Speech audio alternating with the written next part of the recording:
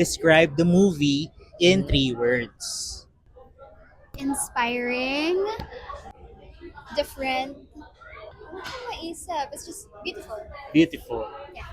Ako nakakaiyak, nakakatawa, nakakalungkot. Diba? Ayan, dedication page na tayo, last page. What's your dedication to all the fans para sa pelikula na to? Message.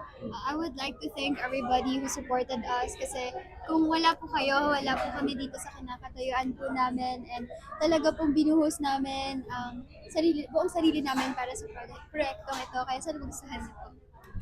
Ayun po, sa lahat po ng mga tao sumusuporta sa amin.